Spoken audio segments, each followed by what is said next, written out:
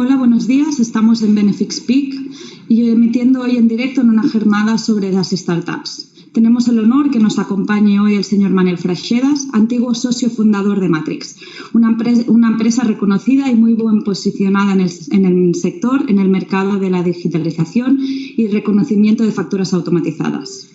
Últimamente han sucedido distintos problemas los medios de comunicación en relación a las crisis de las entidades financieras en Estados Unidos relacionadas con el sector de las startups. A pesar de esto, en los últimos años el emprendimiento ha crecido de manera importante en España, sobre todo en el sector del ámbito tecnológico, por lo que ha convertido en España en un sitio muy atractivo por los inversores nacionales y extranjeros. En diciembre del 2022 se aprobó en España la Ley 28/2022 de 21 de diciembre de fomento del ecosistema de las empresas emergentes, conocida como la Ley de las Startups, que entró en vigor el 1 de enero de 2023. En esta jornada explicaremos en una segunda parte los aspectos más relevantes, los aspectos fiscales, sociales, laborales de las empresas emergentes, pero hemos considerado muy importante explicar un caso real de la creación de una empresa tecnológica con todas las oportunidades, las dificultades que comporta este procedimiento. La creación de startups nos puede generar que hayan casos que no funcionen y casos de éxito. En este caso tenemos aquí a Manel Freixedas, que constituyó hace muchos años una empresa que hoy en día sería considerada startup. Sin más preámbulos, señor Freixedas, muchas gracias por acompañarnos. Muchas gracias, Esther. Y bueno, la experiencia que yo les voy a explicar, pues nos hemos de remontar muchos años atrás, aunque estamos hablando de un tema actual como son las startups. Nuestra experiencia empezó en el milenio pasado, en 1999, justo antes de cambiar de siglo, ¿no? Creo que lo más importante al plantear un tema de nueva creación de una empresa tecnológica es estudiar si existe una necesidad concreta en el mercado que se puede solventar a través de la tecnología, ¿no? En nuestro caso, en esta época, vimos claro que la manera de trabajar de todas las oficinas considerábamos que era muy anticuado por las posibilidades tecnológicas que había en el momento, ¿no?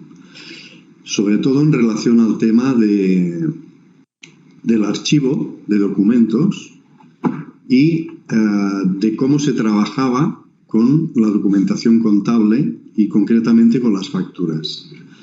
Entonces nos dimos cuenta de que una gran parte del trabajo que se realizaba en las empresas de todo tipo, tanto en las gestorías como en las empresas que llevaban su propia contabilidad, era el proceso de facturación, que era un proceso que ya estaba mecanizado en muchos casos con software específico, pero que se seguía realizando las anotaciones manualmente, ¿no?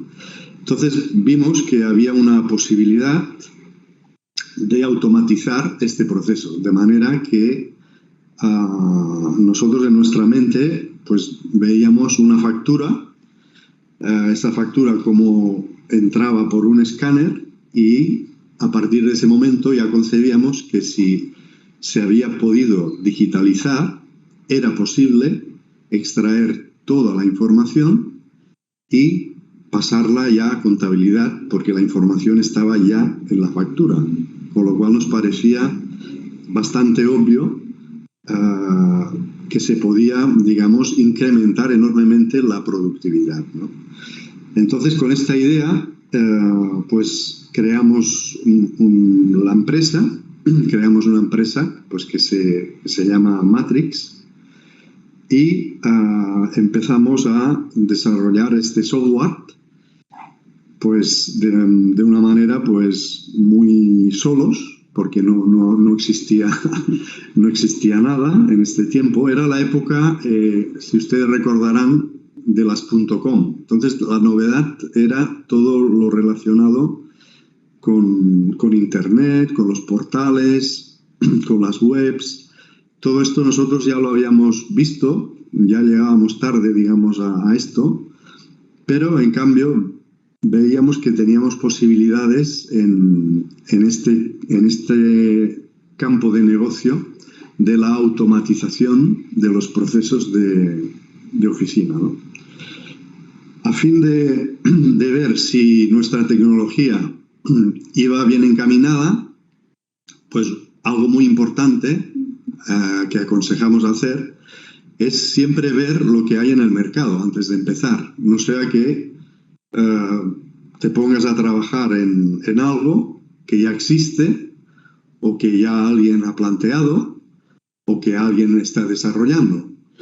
Entonces, lo primero que hicimos pues fue viajar a Nueva York, a Estados Unidos, a una de las ferias más importantes que hay en el mundo sobre reconocimiento óptico de caracteres, ¿no? Los famosos OCR, ¿no? En aquel tiempo había varias empresas de software que ofrecían este software. Algunas eran rusas, otras eran americanas, había un software alemán. Fuimos a esta feria, vimos cómo estaba este software básico desarrollado y las perspectivas de futuro que tenía. Y, escogimos como base pues un OCR, un reconocimiento óptico de caracteres, que nos pareció interesante, de fabricación americana. Y sobre este software empezamos nosotros a construir nuestro software para poder pues, llegar a este punto, ¿no? De conseguir que la factura pasara directamente a la contabilidad sin intervención humana, ¿no? Al principio pues, fue muy difícil, no existía ninguna financiación, digamos, específica para este tipo de empresas, así que tuvimos que ir un poco con nuestros propios medios y recursos, haciendo pruebas, ¿no? Y perseverando e insistiendo en que era posible. Algunas empresas que visitamos pues les pareció un poco descabellado, lo veían esto como un poco de ciencia ficción, no veían claro cómo podía ser, pero bueno, estuvimos trabajando varios años, ¿no? Hasta que conseguimos tener una primera versión beta de este tipo de software, ¿no? Paralelamente también íbamos trabajando en la instalación de archivos digitales, de manera que las empresas dejaran de usar el papel y los archivos típicos y pasaran a usar archivos digitales. De manera que el papel, la tendencia era a desaparecer, ¿no? La verdad es que nos encontramos con bastante reacción contraria. O sea, las empresas normalmente en aquel tiempo eran muy reacias a los cambios, a la innovación, y realmente costaba mucho convencer a una empresa que dejara su sistema tradicional para pasar a un sistema de archivo basado en imágenes, ¿no? Y estos procesos solo funcionaron cuando había algún directivo, o bien el gerente, o bien el propietario, o bien algún directivo, que era partidario de hacer un cambio, ¿no? Tecnológico. Solo en esos casos se podía conseguir realmente implantar este nuevo sistema. Por fin, cuando tuvimos disponible ya las primeras versiones de nuestro software, pues la verdad es que costó horrores introducirlo en el mercado. La gente no cuesta. O sea, es muy importante las personas que lanzan una empresa de este tipo, la convicción, ¿no? O sea, tú tener claro que sí se puede hacer y tener claro que es una necesidad para el usuario y que estará mejor después que antes, ¿no? Esto es muy importante, porque sin esta convicción, las dificultades que te encuentras por el camino, pues pueden acabar desalentándote, ¿no? Entonces fuimos perseverando, ¿no?, en esta idea de implantar este software. Nos encontramos ya que después de algunos años había ciertas empresas que habían empezado también a plantear la misma idea, pero sobre todo grandes empresas muy implantadas en el sector de las gestorías, o sea, que ya suministraban software de contabilidad o de nóminas, que intentaban ya ofrecer a sus clientes este tipo de solución. Pero lo hacían siempre en base a unas plantillas preconcebidas, es decir, tú tenías que preparar una plantilla para poder recibir una factura y que el software la pudiera reconocer, ¿no? Afortunadamente, en nuestro caso, Matrix, con que habíamos estado ya unos años desarrollando este software, conseguimos una solución en la que ya no era necesario crear ningún tipo de plantilla, sino que sencillamente tú ponías la factura en el escáner o la enviabas por correo y es igual que la pusieras derecha, al revés, torcida, boca abajo, es igual donde tuviera el logo, es igual donde tuviera el NIF, es igual cómo estuvieran distribuidos los datos. Nuestro software era capaz de reconocer toda la información con un grado de éxito del 99% y traspasar esa información ya en forma de asiento contable y guardar al mismo tiempo la factura en un archivo, ¿no? Entonces conseguimos entrar en el campo de las gestorías. La verdad es que para nuestra sorpresa vimos que había gestorías que eran verdaderas industrias de emitir facturas, hacían cientos de miles de facturas a muchas empresas y claro, cuando estas gestorías empezaron a usar nuestro software, pues allí ya marcaron una diferencia enorme con la competencia. De manera que las personas que estaban procesando esa información se podían dedicar a otras actividades o bien a validar facturas o hacer otro trabajo, ¿no? Y estas empresas, estas gestorías, vieron cómo su productividad se incrementaba enormemente, ¿no? Y eso nos abrió puerta a este campo, ¿no?, de las gestorías y así pudimos empezar a introducir esta solución con un producto que se llamaba Autoform, que la palabra significaba pues este deseo de que se reconocía la factura, ¿no?, como si ella misma se reconociera a sí misma y era capaz de traspasar los datos a la contabilidad, ¿no?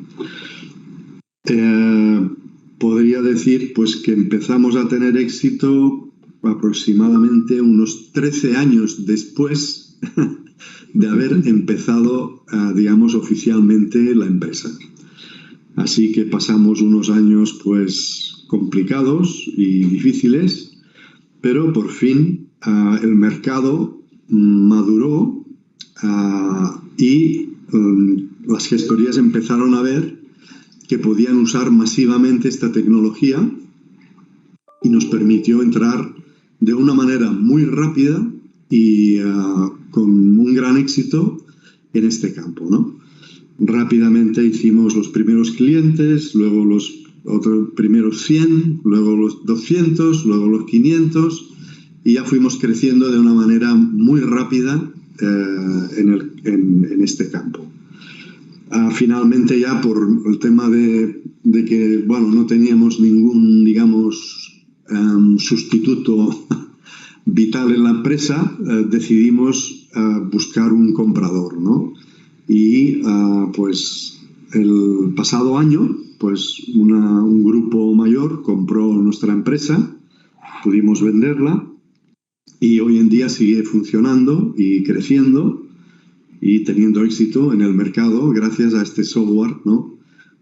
Pues muy pionero y muy innovador, que hasta fecha de hoy pues no tiene competencia, ¿eh? O sea, hay otros productos, pero no tienen el grado de fiabilidad ni de éxito que tenía nuestro software, ¿no? Así que yo diría que las ideas fundamentales serían esta, ¿no? Tener claro que hay una necesidad que puede ser cubierta a través de un proceso de innovación,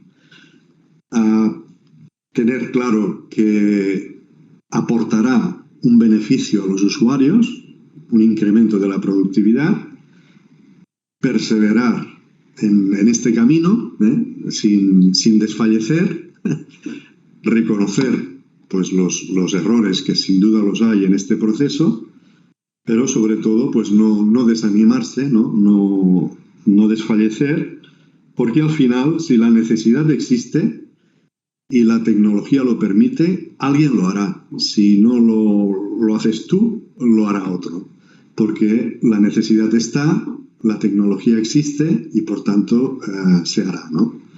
Pues yo creo que esto es lo más importante que tener en cuenta, lo que yo puedo ofrecer de nuestra experiencia. Perfecto, muchas gracias, señor Freixedas, por su explicación, porque al final poner un caso de éxito, un ejemplo real, es lo que sirve para poder emprender un negocio, porque al final nosotros podemos dar los aspectos legales, los aspectos fiscales, societarios, laborales, pero al final los casos de éxito son los que nos hacen poner los pies en el suelo y saber la realidad en la que nos encontramos. Ahora os queremos hacer una segunda parte de esta jornada en la que, como decíamos, es importante conocer la realidad, pero también conocer los aspectos fiscales de esta nueva ley de startups que se aprobó el pasado diciembre.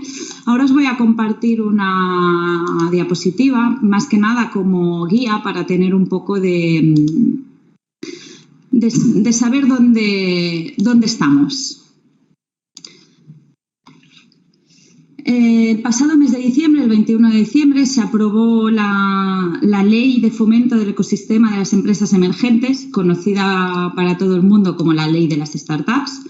El objetivo de esta ley es facilitar la inversión en el ámbito del emprendimiento en España, pero sobre todo favorecer la inversión tecnológica y de innovación. Esta ley se aprobó el 21 de diciembre del 2022, pero entró en vigor el 1 de enero del 2023. En esta ley es donde se establece lo que son los requisitos de empresas emergentes. Primero se establecen los requisitos de creación, es decir, las empresas se tienen que haber creado en menos de 5 años desde la inscripción en el registro mercantil, su constitución. En el caso de las empresas del sector de la biotecnología, la energía, sectores industriales u otros sectores estratégicos, este plazo de creación es de 5 años, no de 7. Y además estas empresas no pueden ser resultantes de un proceso de fusión, escisión o transformación, a no ser que estas empresas que estén en estos procesos ya fueran empresas emergentes antes de hacer esta fusión o esta escisión. Por otro lado, existe un requisito de innovación, es decir, la finalidad de la empresa tiene que ser resolver un problema, mejorar una situación en el producto o en el servicio que desarrollan. Además, este proceso innovador tiene que tener un riesgo al fracaso tecnológico o industrial o en el modelo de negocio que están desarrollando. Y además la proporción de los gastos de I+D tiene que ser elevada. En este caso, la normativa no nos establece un porcentaje de lo que tienen que representar los gastos de I+D. Sí que nos dice que estos gastos de I+D tienen que representar la mayoría de los gastos generales que tenga la empresa. Y además, por último, nos dice que el proyecto tiene que ser de una inversión escalable. Es decir, que una vez desarrollado el proyecto, Con una inversión baja, este proyecto nos tiene que servir nos puede servir para futuros proyectos que se puedan desarrollar a partir del proyecto inicial, pero con una inversión baja. Además, hay un requisito de validación, es decir, una vez creada la empresa, se tiene que inscribir y validar por la Empresa Nacional de Innovación. Esta validación tiene un plazo de 3 meses, que además tiene silencio administrativo, es decir, si en 3 meses el organismo no ha validado el proyecto, se entiende que cumple los requisitos. Hay un requisito de domicilio, es decir, la sociedad tiene que estar tener su domicilio social en España o el establecimiento permanente, y además el 60% de la plantilla tiene que tener un contrato laboral en España. En este 60% también están los socios trabajadores de la sociedad. Otros requisitos que establecen como para considerarse empresas emergentes, que no pueden distribuir dividendos ni pueden cotizar en bolsa. Ahora pasamos a detallar un poco los beneficios fiscales. Como bien saben, ahora mismo el tipo impositivo del impuesto a sociedades es el 25%. A partir del 23 se ha establecido que las empresas con una facturación menor al 1 millón de euros tributan al 23%. También existe un tipo reducido para las empresas de nueva creación del 15%, pero esta nueva normativa de la ley de las startups nos establece un tipo de gravamen reducido del 15% por estas empresas emergentes, que este tipo reducido se aplica en el primer ejercicio que la sociedad obtenga beneficios y los 3 inmediatos posteriores. Es decir, si nos encontramos que la sociedad en el 2023 tiene una base imponible positiva y por lo tanto tributaría el 15%, pero el 2024 está en pérdidas y ya empieza este cómputo de los tres ejercicios para aplicar este tipo reducido. Además, nos plantea una flexibilidad en los aplazamientos del impuesto a sociedades, los 2 primeros ejercicios con base imponible positiva. En este caso, el primer ejercicio se puede aplazar la deuda por impuesto a sociedades 12 meses y el segundo ejercicio, el aplazamiento sería de 6 meses. Por el último requisito fiscal, el último beneficio fiscal, es la exoneración en los pagos a cuenta del impuesto de sociedades, es decir, la sociedad no está obligada a la presentación de los pagos a cuenta del impuesto de sociedades en los 2 primeros ejercicios con base imponible positiva. Luego ahora os explicamos un poco algunos aspectos societarios. El plazo de presentación de los actos societarios es de 5 días hábiles. Además, hay una reducción de los aranceles de los registros y una exención en los gastos del BORME. Esto es importante, no es de aplicación en los 3 primeros ejercicios la causa de disolución por pérdidas, ya que se entiende que una empresa emergente los primeros ejercicios le puede costar un poco más arrancar y se puede encontrar en una situación de pérdidas de fondos propios negativos y no se le aplica este aspecto de la Ley de Sociedades de Capital. La presentación de los trámites se puede realizar a través de lo que es el documento único electrónico, es decir, todos los trámites se pueden realizar por vía electrónica, lo cual agiliza un poco todo el tema de creación. Y además existe la posibilidad de adquirir hasta un 20% en autocartera de las participaciones de la sociedad con el fin de remunerar a los empleados, los administradores, los colaboradores de la sociedad, que además gozarán de una bonificación en el IRPF por esta autocartera que reciben. En los aspectos laborales hay una flexibilidad en la entrada y la permanencia en España de lo que establece la normativa como los nómadas digitales, que ahora les explicaremos un poco por encima de lo que se trata. Y además hay una eliminación de la obligación de la tributación de autónomos para los propietarios de la sociedad, pero los emprendedores tienen que tener un control directo de la sociedad y además tienen que estar en régimen de pluriactividad. Es decir, además de ser los socios y trabajadores de la sociedad, tienen que trabajar en una otra sociedad en régimen laboral y tendrán esta bonificación del 100% de la cuota de autónomos en los 3 ejercicios siempre que se cumpla este régimen de pluriactividad. Como decía, esta normativa de empresas emergentes establece lo que son los nómadas digitales. La visa de nómadas digitales es una visa que pueden obtener los extranjeros no europeos que trabajen a distancia por empresas no españolas y que trabajen por cuenta propia con múltiples clientes. Los requisitos que tienen que cumplir para poder obtener esta visa de nómada digital es no residir ilegalmente en España, acreditar que han trabajado un mínimo de 3 meses y acreditar una experiencia laboral mínima de 3 años o un título universitario. Además, esta gente que obtenga esta visa de nómada digital tiene la obligación de contratar un seguro médico privado y percibir unos ingresos mínimos de 28.000 euros en el año 2023. Además, cuando la persona solicita esta visa de nómada digital, los familiares cercanos, es decir, cónyuges, hijos, también pueden venir a residir en España siempre que se acrediten unos fondos suficientes que establece la normativa.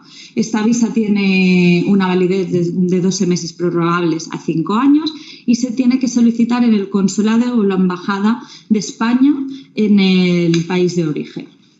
Por último, ya no tan relacionado con la ley de las startups, pero hemos creído conveniente realizar aquí 4 pinceladas. En septiembre, el Gobierno español creó lo que es la conocida como Ley Crea y Crece, que es la Ley de Creación y Crecimiento de Empresas. Esta ley lo que pretende es agilizar la creación y crecimiento de empresas. Ahora os daremos 4 pinceladas así muy por encima, que es que esta ley lo que permite es constituir una sociedad de responsabilidad limitada con un capital social mínimo de 1 euro. Lo que establece esta ley, por eso, es que en caso de disolución y liquidación de esta sociedad, los socios, en caso de no hacer frente a todas las obligaciones, todos los pagos obligatorios, responderán solidariamente hasta 3.000 euros, aunque el capital social aportado no llegue a estos 3.000 euros.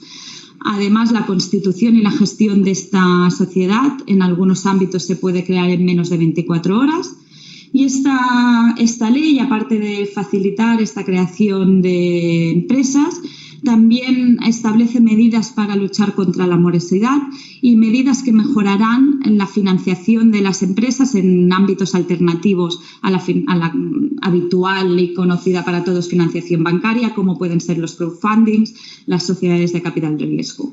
Y por último, la Ley de Crea y Crece establece una facturación electrónica, que aquí es donde la ley ya está en vigor, pero esta parte todavía no ha entrado en vigor, ya que la normativa lo que establece es que se tiene que aprobar todavía un reglamento de facturación electrónica y establece que en el momento en que se cree este reglamento de facturación electrónica, las empresas que facturen más de 8 millones de euros ya tendrán que aplicar esta facturación electrónica obligatoria, y para el resto de empresarios profesionales esta facturación obligatoria entrará en vigor a los 2 años después de aprobarse este reglamento de facturación electrónica.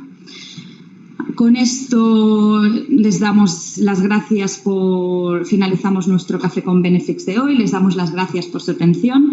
Queremos agradecerles sobre todo la presencia de la compañía de Manuel Freixedas, que nos ha expuesto esta realidad de su caso de creación de lo que ahora conoceríamos como startup, aunque en aquel momento este nombre todavía no estuviera en nuestro vocabulario, ya que es muy importante conocer la primera mano, es importante conocer las leyes y todos los requisitos, pero conocer un caso real siempre nos pone las cosas sobre la mesa. Gracias por haberse conectado y les esperamos a nuestro próximo café. Muchas gracias.